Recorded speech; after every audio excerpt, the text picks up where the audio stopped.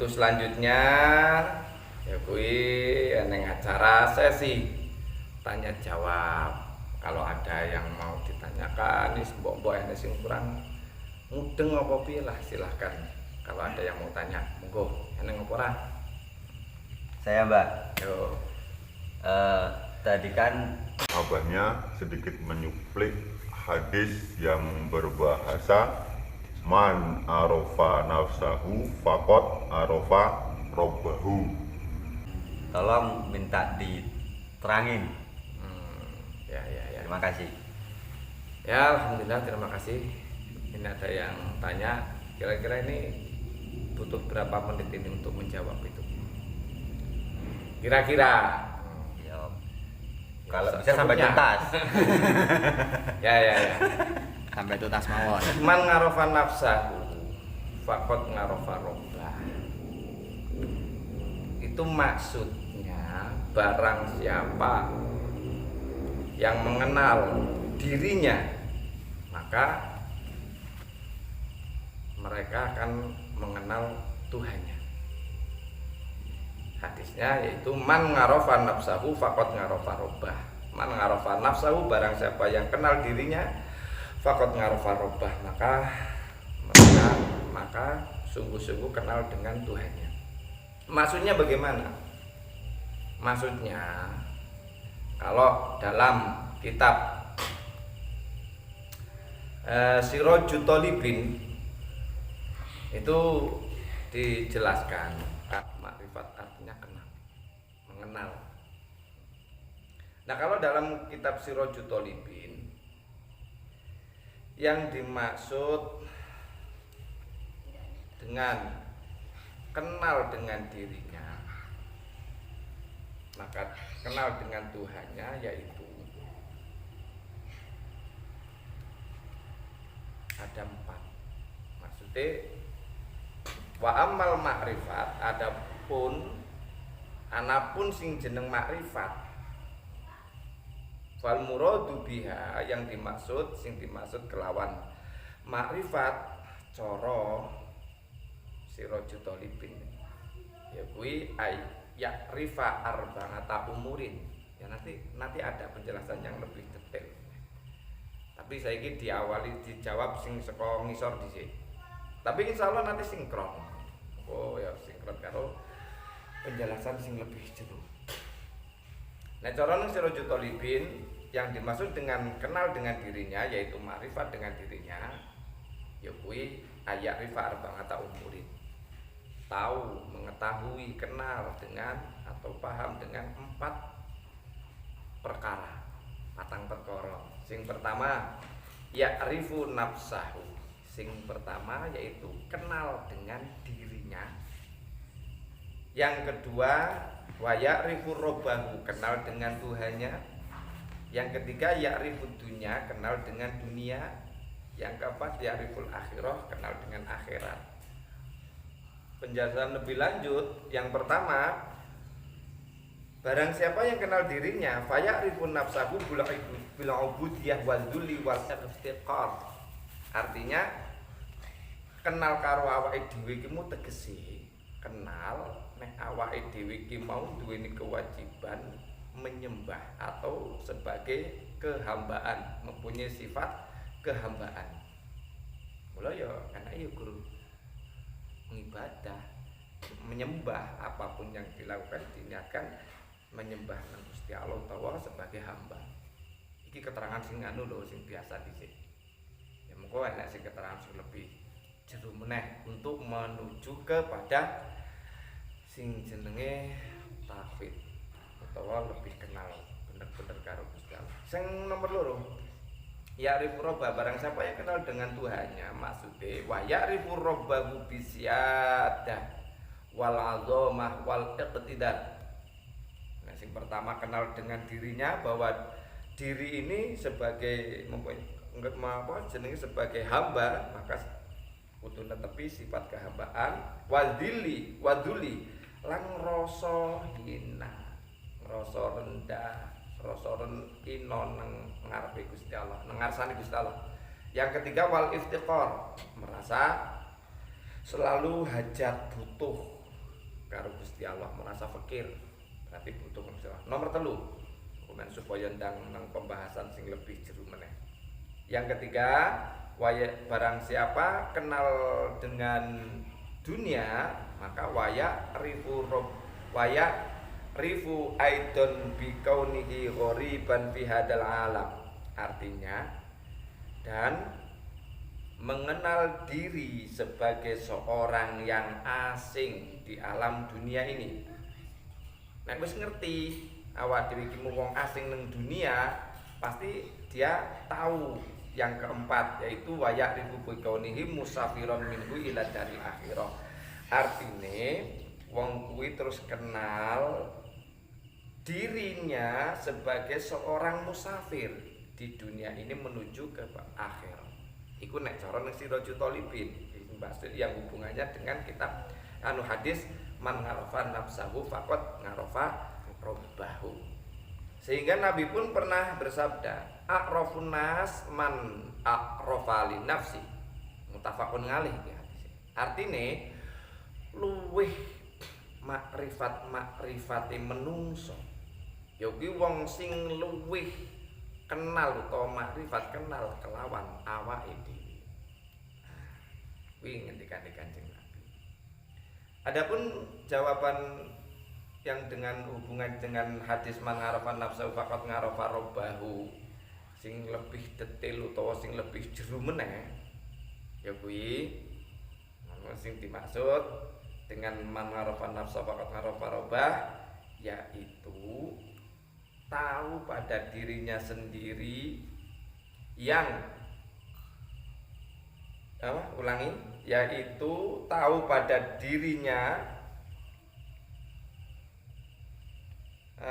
dan merasakan bahwa sesungguhnya diri kita ini, manusia ini, fakir dan fakirnya fakir, merasa lemah, tidak punya daya kekuatan, tidak punya kepandaian, tidak punya pendengaran, tidak punya penglihatan, tidak punya badan, tidak punya wujud, tidak punya hidup, dan lain-lainnya.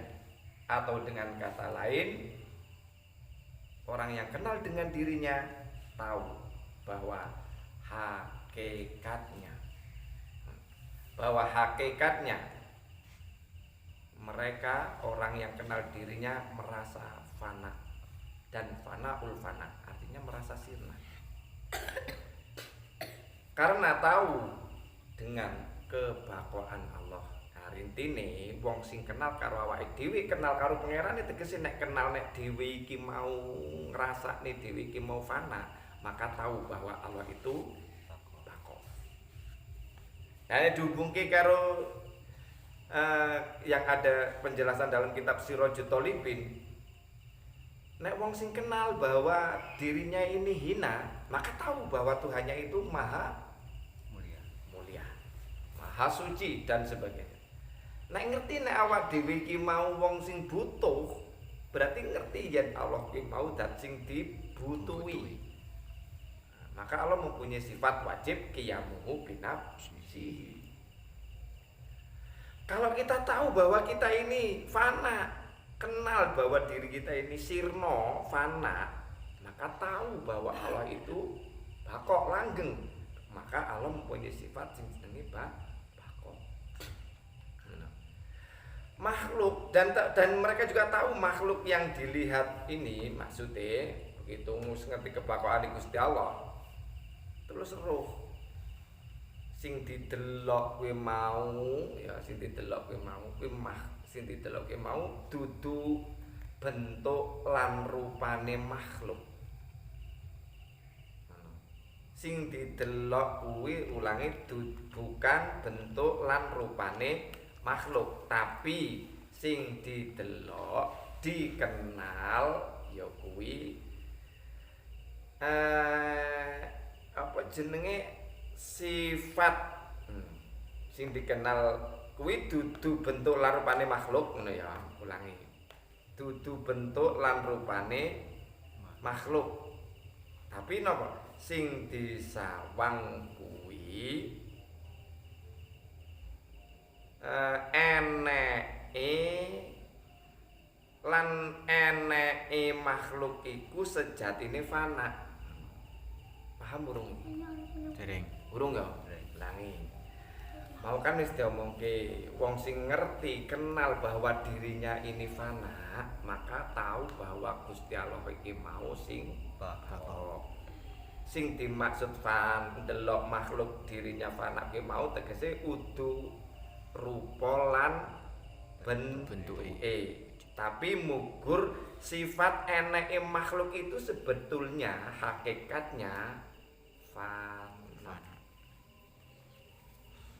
Sebab sing enek kuwi namung Gusti Allah.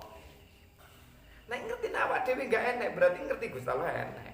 Sing enek iki guru Gusti Allah tok. Mulane dikire wong Thariqah Qadiriyah Naqsabandiyah usuhe la ilaha illallah. La ilaha gak enek apa-apa.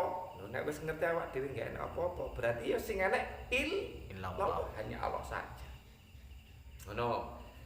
Maka dari itu saya ulangi, tapi yang dilihat, yang dikenal ini adanya dan adanya makhluk ini sejatinya fana. Fana ing dalem apa? Fana ing dalem bahrut tauhid. Fana sirna ing dalem lautan sifat maha tunggale Gusti Allah. Nah, itu garek bahas maha tunggale Gusti Allah ya mbok dibahas. Dalam mbuneng bahasan lain kok enak sing tekok meneh tapi nek ora enak ya alhamdulillah. Nah enak sing tekok lho sing dimaksud dengan sifat maha tunggale Allah ngono. Kerem ing dalem ya fana ing dalem lautan sifat maha tunggale Gusti Allah ki berarti tunggale Gusti Allah ki piye? Esane Allah itu bagaimana? Ternyata esane Gusti Allah ki mau ya macam-macam.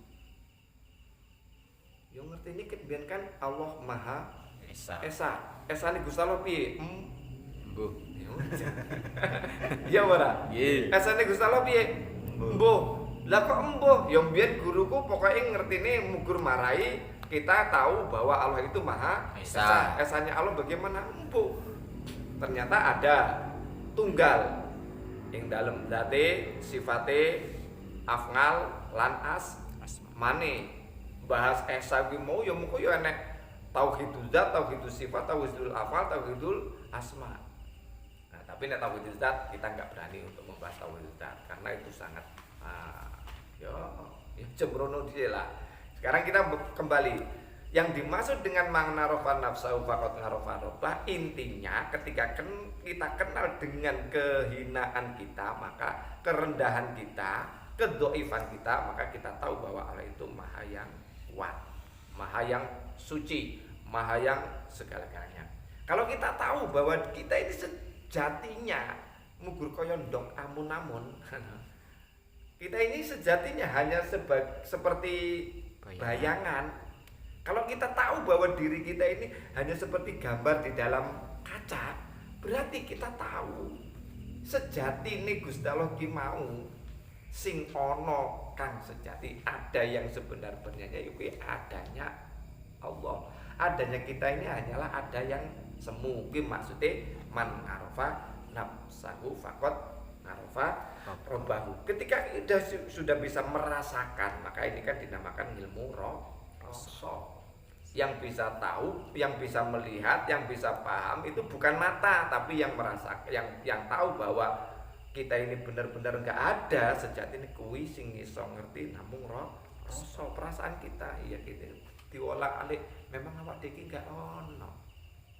Sing ono ki Gusti Allah. Buktine biyen awak dhewe ora ono. Nek biyen ki ora ono, saiki dadi ono berarti mesti ono sing enek ada yang mengadakan. Kalau dulu nggak ada, sekarang ada, besok tidak ada, berarti yo sejati ini yo mesti memang aslinya ora ono. Nah, ketika kita tahu bahwa diri kita hakikatnya itu nggak ada, adanya kita ini hanya diadakan, maka kita tahu bahwa Allah itu zat yang maha ada, zat yang maha mengadakan. Wih maksudnya kita kenal dengan Allah. Selama ini kan ora rumangsane dhewe iki ana karepe dhewe. Mergane kerjasamane bapak karo mbok. Akhire awak dhewe dadi ana. Padahal mah enek wong sing kerjasamane wis apik tenan, kerjasamane kompak tenan. Wis pokoke tiap bengi yo kerjasama kompak, tapi nyatane yo ora metu-metu anak ngono. Ora dadi anake. Loh, nah disitulah karena apa? Karena Allah tidak menghendaki. Nanti maksudnya kenal dengan dirinya, tegese kita kenal dengan kerendahan kita, kelemahan kita, kefanaan kita kenal dengan kemuliaan Allah, ketinggian Allah, keagungan Allah, kebakoan Allah. Kuwi maksudnya ngono. Ojo salah paham teman-teman, ngono lho. Karena kita sudah kerem, udah apa jenenge kerem ki apa bahasa Indonesia? Hanyut dalam lautan tauhid. Fi bahri tauhid, dalam lautan maha esat, maha tunggalnya, maha esanya Allah yang wajibul wujud. Allah itu yang wajibul wujud. Mulane Gusti Allah di sifat 30 di antaranya wujud, kita bakal dan seterusnya. Tapi yang pertama wujud. Kita kerem, tenggelam dalam lautan sifat maha tunggalnya Allah sing wajibul wujud dan bakok. Nek wong-wong ahli tasawuf ki mau ngendikane la yamliku syai'an wala yamlikuhu syai'un illallah. Artinya tidak memiliki sesuatu apa pun, sama sekali kita ini tidak memiliki apa-apa. Radine apa-apa. La yamliku syai'an, ora apa-apa.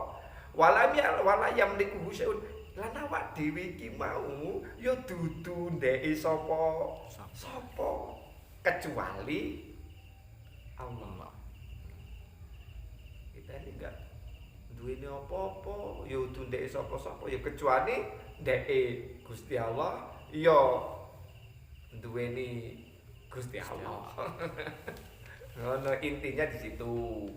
Ku maksude man ngarofa nafsahu faqat ngarofa rabbahu. Sapa kenal karo awake, kenal karo pangerane. Minta gawe peringkes nek awak dhewe kenal, nek dhewe ki mau wong ra duwe ilmu, berarti sing duwe ilmu Gusti Allah.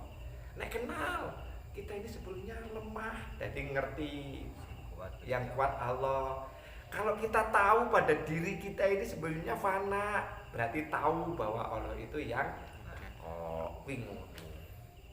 Jujur-jujur, yang pangguri sak terusé enek wong sing duweni pemahaman manarofan nafsu wa kanarfa terus diarteni wis ketemu karo awake dhewe aku mas urusane wong-wong sing tukang tirakat-tirakat lah. Kita ini kan memahamin aja. Sementing apa enggak meleset awak dhewe ini enggak meleset karo tuntunan ajarane Kanjeng Nabi. Iku sing paling penting. Semakin untuk apa ya menambah keimanan kita, ketauhidan kita kepada Allah Subhanahu wa taala. Kuwi sing paling penting. Sebab nek ngantek dipahami karo sing werna-werna, ya engko sidone engko sampean malah dadi wong tukang ngakon. Bisa diterima itu wis paham? Insyaallah. Ya wis pokoke ora kadang titik ya wis titik paham. Muga-muga ya manfaat barokah. Amin. Ada lagi yang mau tanya? Udah? Gak ada? Ya kalau ada ya silakan. Kalau nggak ada ya ngisuk meneh. Mbok-mbok enek sing ngantek kok. Assalamualaikum warahmatullahi wabarakatuh. Waalaikumsalam warahmatullahi wabarakatuh.